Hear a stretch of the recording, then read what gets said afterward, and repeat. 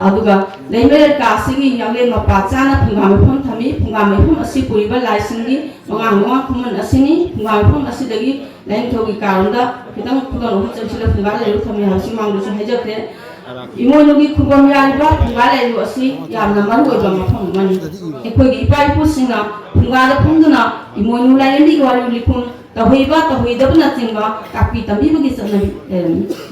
ꯑꯩꯈꯣꯏꯒꯤ ꯑꯍꯜ ꯂꯃꯟ ꯑꯣꯏꯕꯁꯤꯡꯅ ꯃꯆꯥ ꯃꯁꯨꯁꯤꯡꯗ ꯊꯛꯁꯤ ꯈꯥꯁꯤ ꯋꯥꯈꯜ ꯂꯧꯁꯤꯡ ꯏꯊꯣꯏ ꯃꯤꯍꯦꯟꯅꯕ ꯄꯨꯛꯆꯦꯜ ꯆꯥꯎꯕ ꯍꯤꯗꯝ ꯅꯐꯝ ꯑꯣꯏꯔꯕ ꯃꯤꯁꯛ ꯑꯃ ꯑꯣꯏꯅꯕ ꯇꯥꯛꯄꯤ ꯇꯝꯕꯤꯕꯒꯤ ꯃꯐꯝ ꯑꯁꯤ ꯐꯨꯡꯒꯥ ꯂꯩꯔꯨꯅ ꯑꯣꯏꯔꯛꯏ ꯃꯁꯤ ꯑꯩꯈꯣꯏꯁꯨ ꯈꯪꯖꯔꯤ ꯅꯨꯡꯗꯥꯡ ꯃꯇꯝꯗ ꯑꯍꯟꯁꯤꯡꯅ ꯍꯜꯂꯛꯄ ꯃꯇꯝꯗ ꯏꯕꯣꯛꯁꯤꯡꯅ ꯐꯨꯡꯒꯥꯗ ꯐꯝꯍꯜꯂꯀꯥꯟꯗ ꯆꯥꯛꯁꯥ ꯏꯁꯨꯁꯥ ꯆꯪꯁꯤꯜꯂꯛꯑꯣ ꯁꯤꯗ ꯐꯝꯁꯤꯜꯂꯛꯑꯣ ꯀꯣꯛꯇ ꯅꯥꯟꯕꯤꯔꯀꯥꯟꯗ ꯋꯥꯔꯤ ꯃꯆꯥ ꯃꯆꯥ ꯂꯤꯕꯤꯗꯅ ꯃꯗꯨꯗ ꯂꯤꯒꯤ ꯋꯥꯔꯤꯁꯤꯡꯒ ꯃꯇꯝꯗ ꯈꯪꯅꯗꯨ ꯃꯃꯜ ꯌꯥꯝ ꯌꯥꯝꯕ ꯃꯣꯔꯦꯜ ꯌꯥꯝ ꯇꯝꯕꯤꯕ ꯑꯆꯧꯕ ꯃꯦꯁꯦꯖ ꯄꯤꯕ ꯋꯥꯔꯤꯁꯤꯡ ꯑꯣꯏꯔꯛꯏ ꯑꯩꯈꯣꯏꯅ ꯀꯣꯟꯅ ꯅꯤꯡꯁꯤꯡꯖꯔꯀꯥꯟꯗ ꯑꯁꯤꯗꯁꯨ ꯅꯠꯇꯅ ꯐꯨꯡꯒꯥꯗ ꯐꯝꯗꯨꯅ ꯃꯆꯥ ꯃꯁꯨꯁꯤꯡꯗ ꯋꯥꯔꯤ ꯂꯤꯕꯒꯤ ꯆꯠꯅ ꯂꯩꯔꯛꯏ ꯐꯨꯡꯒꯥ ꯃꯅꯥꯛꯇ ꯐꯝꯗꯨꯅ ꯂꯤꯕ ꯋꯥꯔꯤꯕꯨ ꯑꯩꯈꯣꯏꯅ ꯉꯁꯤ ꯐꯥꯎꯕꯗ ꯐꯨꯡꯒꯥ ꯋꯥꯔꯤ ꯍꯥꯏꯅ ꯈꯪꯅꯩ ꯍꯩ ꯆꯠꯄꯒꯤ ꯃꯇꯝꯗ ꯅꯣꯡꯃ ꯀꯣꯔꯧ ꯅꯣꯡꯖꯥ ꯑꯃꯗ ꯂꯥꯏꯅꯤꯡꯊꯧꯅ ꯇꯥꯏꯕꯪ ꯃꯤꯑꯣꯏꯕꯅ ꯃꯥꯂꯦꯝ ꯊꯛꯇ ꯄꯥꯟꯕꯕꯨ ꯃꯇꯧ ꯀꯔꯝꯅ ꯄꯥꯟꯕꯅꯣ ꯍꯥꯏꯅ ꯃꯤꯠꯌꯦꯡ ꯁꯥꯡꯊꯩꯔꯛꯈꯤ नमु ताइबंग खरना तरे संजा मरांग कायना भौगै खंगे चोना कावरे संगोन फन्ना मरांग मसन क्या गा लोइनाना हराव मथोय काना नुआये फना पान उरम खरा अमना अवा फिसुंग लांगना मयुम युमे दिंगमदना चाथुंग पिथुंगदना अवा पुरुम पुदना ताइबंग मिमानादना पान उखि लाइनिंग थौने इमोइनुदा नमु पोंग ओइबसिंदा अचान मिरान नायबा थौजान बियेंग येंगबगी मरम हंखि इमोइनुना महांगा पांदबा ताइबंग नुपा नुपीसिंगी लिचित लाइनिंग थौदा हंगखि सुमाइना इमोइनुना पांबा लाइनिंग लिचतसिदा अखोना मियोइबना चटकदबा करम लिचतसिंग फजबा लिचतसिंग अमसुंग चलोइदबा करम लिचतसिंग यावलिबगे हाइबदु पेयसिंग ताकनो इमोइनु ओहोंगिना पांदबा लमचत नमु पोंगइबसिंगा मतम खुदिंदा अवाबो खंदुना नुसु नुजाना लैरबा तरा चकलेन चाबदा अकाइबो फालदा फमलबा मोमनु मथो कारपिसिंगा पांगल पुंगमथिना हैरांग संगना चारबा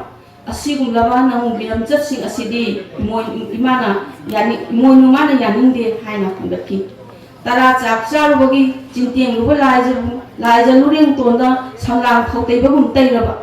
नुमिदा सिंजा मकोइ खाइरबा समूह हचांगदा थंजेल थोकना येरबा असिगुमबा मोंबा संलेंददि इमोइनु ऐना लेंगमदि समूह तुंगोनना फिरोगलमे थौजालन कुबिरमदि लेमलै मचाम इ तरा चंजाम इ समूह खौसिंग इबु सुमांग नोंगान पांदा लाइजा चांग हिदोगलबा नुमिदा मेरा मुतना तरा गकोइ हुगलबा तरा खुपुन चारिङै नोइनु तुमफु सोगलबा लेमलै ngaru हुगलबा तरा से फुपाइरबा असिगुम्बा नमु पोंग ओइबसिंगी मराल याददि थौजाल लेन थुंगमदि नमु मायोइ नरके असिदा सुमदोंदि कोरौ नोंजा खुदिं चरै फिनौ होंना सानसेमबि जेंगौ संपांग थोंदा मसेमबि जिनबान लांगन खुहि तैना पुनिं फिलोर नाइबि जिनबान मोका फागना मिंगोपि तम्बा मिराम उरगा मिदै करल चिंना मिदै नोंखांग खुपि नुजासिंबि नसानो इना पामजदि लेरक खुलक कोइगनबि सुंजिन मतोन हाइना वसिपि सुंजित खुलाक पाइरगा लाइजि सिंना समु पुसेंद्रबा अदुगिंबिसिंगी मरा लाइददि थौजाल कुरमदि वांगेन पंथुंदना समु मायोन नरगे सी हादसी खोना चलबिदा यारिबा अहलमसिंना तापिरपा नुपीसिंना करि करि तौदगे हाबसी लाइनि असिदा अगिदि याम सिंगला ताइ इंगा नोंलेन खोंगुम हनुंग नंगै सौलांबि जिंगाम कापुना खुसावनबि अयुक नोंजा याकैबदा सामलांते फाकनाना जेंगौ मिटपुन नोइना मोंगै युमनिं थोंदा याहौबि मपुरोबगी थंगनेन मया थंगुकी दबि पाइमना सी थांगी मोंगै युआइ कनबि मोंगै युमनेन gi अफाफता यावाबु खुलक तुइना पाउतंग बिसिंगि इमोइनु इना पामदि मराल लोयुम यादा संगमदि थौजाल लेन थुंगमदि कोरौ नुमित खुदिंगी अयुक नना याहौबदा समु खुना हाना मालेम लेमा सोकना खुरमलगा याहौबि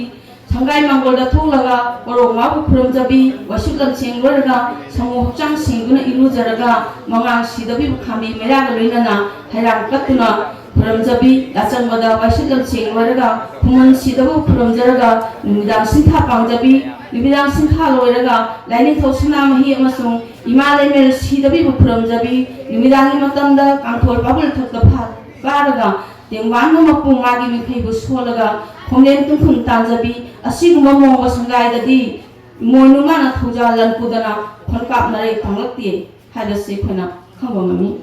ꯄꯨꯛꯅꯤꯡ ꯈꯣꯏꯊꯨꯝ ꯋꯥꯅ ꯂꯥꯏꯖ ꯏꯔꯤꯛꯂꯦꯟꯒꯨꯝ ꯃꯊꯪꯂꯦꯟꯒꯤ ꯄꯨꯛꯅꯤꯡ ꯐꯥꯕꯤ ꯄꯥꯏꯃ ꯄꯨꯛꯅꯤꯡ ꯋꯥꯔꯛ ꯆꯦꯠꯄꯤ ꯃꯄꯥꯏ ꯃꯃꯣꯡ ꯅꯨꯡꯆꯥꯟꯕꯤ ꯄꯨꯛꯅꯤꯡ ꯋꯥꯆꯨꯝ ꯁꯨꯕꯤ ꯀꯩꯔꯣꯏ ꯂꯩꯀꯥꯏ ꯌꯦꯛꯅ ꯀꯂꯛ ꯊꯝꯗꯕꯤ ꯂꯩꯀꯥꯏ ꯊꯝꯕꯤ ꯃꯩꯔꯧꯗꯕꯤ ꯃꯣꯡꯕ ꯃꯔꯥꯏꯌꯥꯗ ꯈꯥꯝꯕꯤ ꯃꯩꯃꯨꯠꯇꯕꯤ ꯁꯨꯃꯥꯡ ꯊꯤꯂꯣꯡ ꯆꯥꯏꯍꯟꯗꯕꯤ ꯌꯨꯝꯂꯦꯟ ꯄꯟꯊꯥꯡ ꯂꯥꯟꯅ ꯅꯤꯗꯕꯤ ꯆꯔꯩ ꯃꯣꯠꯅ ꯁꯦꯠꯇꯕꯤ ꯈꯣꯡꯆꯦꯠ ꯅꯤꯡꯐꯝ ꯅꯥꯏꯗꯕꯤ ꯄꯨꯛꯅꯤꯡ ꯏꯁꯧ ꯂꯥꯡꯗꯕꯤ ꯂꯩꯀꯥꯏ ꯃꯤꯅꯣꯛ ꯑꯈꯥꯕꯕꯨ ꯁꯃꯨꯛ ꯇꯨꯡꯂꯝ ꯍꯨꯟꯕꯤ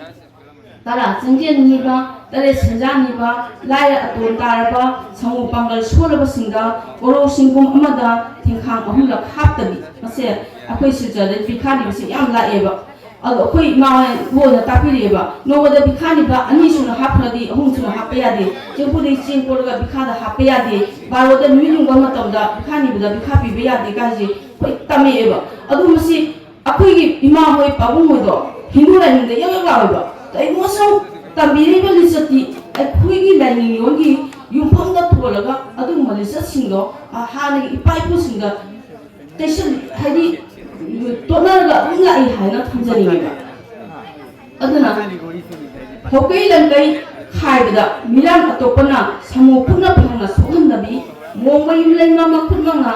ꯄꯣꯂꯦꯟ ꯈꯪꯅ ꯄꯣꯠꯈꯥꯏꯕꯤ ꯄꯣꯅꯤꯡ ꯈꯥꯡꯅ ꯄꯣꯠꯈꯥꯏꯕꯤ ꯄꯣꯂꯦꯟ ꯈꯪꯅ ꯄꯣꯠꯈꯥꯏꯕꯤ ꯍꯥꯏꯕꯗꯤ ꯑꯩꯒꯤ ꯗꯔꯀꯥꯔꯒꯤ ꯃꯇꯨꯡ ꯏꯟꯅ ꯄꯣꯠꯇꯣ ꯈꯥꯏꯕ ꯃꯤ ꯑꯃꯅ ꯍꯦꯛꯇ ꯆꯪꯍꯟꯕ ꯄꯣꯠ ꯈꯥꯏꯕ ꯃꯁꯤꯁꯨ ꯑꯩꯈꯣꯏꯅ ꯁꯣꯁꯥꯏꯇꯤꯗ ꯑꯃꯒ ꯍꯥꯏꯗꯤ ꯍꯨꯔꯥꯜꯂꯅ ꯐꯠꯇꯕꯗꯤ ꯇꯧꯅꯕꯗꯤ ꯉꯥꯛꯊꯣꯛꯅꯕ ꯄꯥꯝꯕꯩ ꯑꯃꯁꯨ ꯑꯣꯏꯕꯅꯦꯕ ꯑꯗꯣ ꯄꯣꯅꯤꯡ ꯈꯪꯅ ꯄꯣꯠꯈꯥꯏꯕꯗꯤ ꯉꯁꯤꯒꯤ ꯍꯌꯦꯡꯒꯤ ꯈꯥꯒ ꯄꯣꯠ ꯈꯥꯏꯔꯒ ꯆꯥꯕꯒꯤ ꯍꯩꯅꯕꯤ ꯑꯩꯈꯣꯏꯅ ꯄꯣꯠ ꯏꯔꯒ ꯊꯝꯕꯒꯤ ꯇꯨꯡꯒꯤ ꯏꯆꯥ ꯏꯁꯨꯒꯤ ꯈꯥꯒ ꯊꯝꯕꯒꯤ ꯆꯠꯅꯕꯤꯁꯤꯁꯨ ꯑꯗꯨꯝ ꯂꯩꯔꯛꯏꯕ ꯂꯥꯏꯅꯤꯡꯁꯤꯗ ꯑꯗꯨꯝ ꯌꯥꯎꯔꯒ ꯑꯩꯈꯣꯏ ꯂꯩꯔꯛꯑꯦꯕ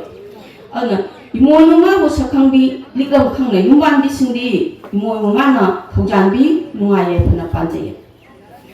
ꯏꯃꯣꯏꯅꯨ ꯑꯍꯣꯡꯕꯤꯒꯤ ꯏꯔꯥꯠꯊꯧꯅꯤ ꯁꯝꯅ ꯏꯔꯥꯠꯊꯧꯅꯤꯗꯗꯤ ꯌꯥꯝ ꯀꯥ ꯍꯦꯟꯅ ꯆꯪꯁꯤꯟꯖꯗꯦ ꯃꯁꯤꯗꯤ ꯑꯩꯈꯣꯏꯅ ꯂꯥꯏꯅꯤꯡ ꯀꯩꯅꯣ ꯇꯧꯖꯕꯅꯤꯅ ꯑꯩꯅ ꯍꯦꯟꯅ ꯃꯤꯠꯌꯦꯡ ꯊꯝꯖꯕꯅꯤ ꯉꯁꯥꯏꯁꯨ ꯍꯥꯏꯖꯈ꯭ꯔꯦ ꯏꯃꯣꯏꯅꯨ ꯏꯃꯥꯗꯤ ꯂꯟꯆꯥꯛ ꯂꯟꯄꯨꯕꯤ ꯂꯥꯏꯔꯦꯝꯕꯤꯅꯤ ꯌꯦꯜꯍꯧꯉꯩꯗꯒꯤ ꯍꯧꯗꯨꯅ ꯃꯤꯇꯩ ꯈꯨꯟꯅꯥꯏ ꯑꯁꯤꯅ ꯂꯥꯏꯔꯦꯝꯕꯤ ꯑꯁꯤꯕꯨ ꯏꯃꯣꯏꯅꯨ ꯏꯔꯥꯠꯄ ꯍꯥꯏꯗꯨꯅ ꯄꯥꯡꯊꯣꯛꯅꯔꯛꯏ ꯋꯥꯛꯆꯤꯡ ꯊꯥꯒꯤ 12 ꯄꯥꯟꯕꯗ ꯍꯩꯀꯠ ꯂꯩꯀꯠ ꯇꯝꯗꯨꯅ ꯃꯩꯔꯥ ꯃꯩꯁꯤꯡ ꯃꯊꯦꯜ ꯂꯨꯀꯣꯏ ꯀꯠꯇꯨꯅ ꯏꯔꯥꯠꯊꯧꯅꯤ ꯄꯥꯡꯊꯣꯛꯅꯔꯛꯏ ꯏꯃꯣꯏꯅꯨ ꯃꯥꯗꯤ ꯂꯩꯃꯔꯦꯟ ꯁꯤꯗꯕꯤ ꯁꯥꯏꯑꯣꯟꯕꯤꯅꯤ ꯏꯃꯥ ꯃꯥꯕꯨ ꯈꯨꯔꯨꯝꯖꯕꯗꯤ ꯃꯣꯡꯕ ꯁꯪꯒꯥꯏꯅꯨꯡꯗ ꯈꯨꯔꯨꯝꯅꯔꯝꯃꯤ ꯏꯃꯥ ꯃꯥꯒꯤ ꯍꯩꯊꯥ ꯂꯩꯊꯥ ꯃꯁꯤ ꯑꯩꯉꯣꯟꯗ ꯈꯤꯇꯪ ꯀꯟꯐ꯭ꯌꯨꯁ ꯑꯣꯖꯥꯁꯤꯡꯗꯤ ꯃꯥꯡꯗ ꯂꯦꯡꯁꯤꯟꯕꯤꯔꯤ ꯑꯣꯖꯥ ꯍꯣꯏ ꯀꯔꯤ ꯌꯥꯝꯅ ꯑꯗꯨꯕꯨ ꯑꯩꯉꯣꯟꯗ ꯈꯤꯇꯪ ꯀꯟꯐ꯭ꯌꯨꯁ ꯆꯠꯄ ꯑꯃꯗꯤ ꯂꯩꯖꯩ ꯃꯁꯦ ꯍꯧꯖꯤꯛꯀꯤ ꯃꯇꯝꯗ ꯏꯃꯣꯏꯅꯨ ꯏꯔꯥꯠꯄꯁꯤ ꯍꯔꯥꯎ ꯀꯨꯝꯍꯩ ꯑꯃꯅ ꯑꯣꯟꯊꯣꯛꯑꯦ ꯍꯥꯏꯔꯒꯁꯨ ꯑꯩꯈꯣꯏ ꯍꯔꯥꯎ ꯀꯨꯝꯍꯩꯗꯨ ꯍꯥꯞꯆꯤꯟꯕꯒꯤꯗꯤ ꯈꯤꯇꯪ ꯀꯩꯁꯨ ꯀꯥꯏꯗ꯭ꯔꯒꯁꯨ ꯉꯁꯥꯏꯒꯤ ꯏꯃꯨꯡꯗ ꯂꯩꯕ ꯂꯥꯏꯔꯦꯝꯕꯤ ꯑꯃ ꯃꯄꯥꯟꯗ ꯄꯨꯊꯣꯛꯑꯒ ꯈꯨꯔꯨꯝꯕꯒꯤ ꯆꯠꯅꯕꯤꯁꯤ ꯀꯗꯥꯏ ꯐꯥꯎꯕ ꯆꯨꯝꯂꯤꯕꯅꯣ ꯅꯠꯇ꯭ꯔꯒ ꯂꯥꯛꯏꯕꯅꯣ ꯍꯣꯏ ꯀꯟꯐ꯭ꯌꯨꯁ ꯑꯃꯗꯤ ꯑꯩ ꯑꯗꯨꯝ ꯆꯠꯂꯒ ꯂꯩꯖꯩ ꯃꯁꯤ ꯑꯩ ꯑꯈꯪ-ꯑꯍꯩꯁꯤꯡ ꯌꯥꯝ ꯃꯨꯟꯅ ꯇꯥꯟꯅꯖꯗ꯭ꯔꯤ ꯑꯗꯨ ꯁꯤꯒꯤ ꯃꯇꯥꯡꯁꯦ ꯈꯤꯇꯪ ꯀꯟꯐ꯭ꯌꯨꯁ ꯆꯠꯂꯤ ꯑꯩꯈꯣꯏꯒꯤ ꯍꯧꯗꯣꯛꯃꯤꯟꯅꯔꯛꯄ ꯂꯥꯏꯔꯦꯝꯕꯤꯅꯤ ꯍꯥꯏꯔꯦ ꯑꯃꯨꯛ ꯑꯩꯈꯣꯏꯅ ꯍꯧꯖꯤꯛ 31ꯁꯇ ꯑꯩꯈꯣꯏꯒꯤ 12 ꯏꯔꯥꯠꯊꯧꯅꯤ ꯇꯧꯔꯤꯕꯁꯤꯗꯤ ꯑꯩꯈꯣꯏ ꯃꯤꯇꯩꯒꯤ ꯃꯅꯤꯄꯨꯔꯗ ꯌꯨꯝꯅꯥꯛ ꯀꯥꯏꯗ ꯌꯥꯝ ꯆꯥꯎꯅ ꯄꯥꯡꯊꯣꯛꯔꯛꯑꯦ ꯑꯩꯈꯣꯏ ꯂꯤꯂꯣꯡ ꯆꯠꯅꯤꯡꯁꯤꯗꯁꯨ ꯂꯥꯏꯔꯦꯝꯕꯤꯁꯤꯒꯤ ꯁꯝ ꯈꯜꯂꯒ ꯐꯖꯅ ꯏꯔꯥꯠꯂꯒ ꯀꯥꯟꯗ ꯃꯄꯥꯟꯗ ꯀꯧꯊꯣꯛꯑꯒ ꯃꯄꯥꯟꯗ ꯂꯥꯠꯄꯒꯤ ꯆꯠꯅꯕꯤ ꯑꯃꯈꯛꯁꯨ ꯂꯩ ꯑꯗꯨꯒ ꯂꯣꯏꯅ ꯌꯨꯝꯗꯁꯨ ꯑꯗꯨꯝ ꯂꯥꯠꯄ ꯑꯗꯨ ꯃꯁꯤ खितंग अइंगोंदा कंफ्यूज चप्पा मतांग मा दी ओइजे दुगा सुमाइना इमोनु मादी लेमेन सिदबी की सायोरबिनी इमा माबु खुरमजबदी मोंबो संगाय मनुंगा खुरमनरमी हाइबसिनेबो इमा मागी हैथा लेता निंथिना तौरगा लेमेन सिदबी इमाना इमोनु ओना लामोलपगी लाइरोल सकनै इमा दा कटकदा पोलम सिंदी है मनम नाइबा है मनम नाइबा हाबसि खोय कसार दि खितंग कनो तौबोनी अखोइना करी कनो हाइनाबनी दोसे है मनम नाइबसे खोगी पानिन जमिंगा हाइनाबि टाइप मनम मा थोपा लेबुदा खितंग मनम मा लैबदुने अखोइना है मनम नाइबा हाइजे अना लई मचु अहुम यावगनी ngamlabadi chayor taret ki hairang lerang thengbe ya chayor taret ki hairang lerang haibda su aina khangai kitang haibetang hangjar boda su kitang khena ba su kitang mo phangai adna ai sam tang di confuse ta pakhra le mairam me ku langani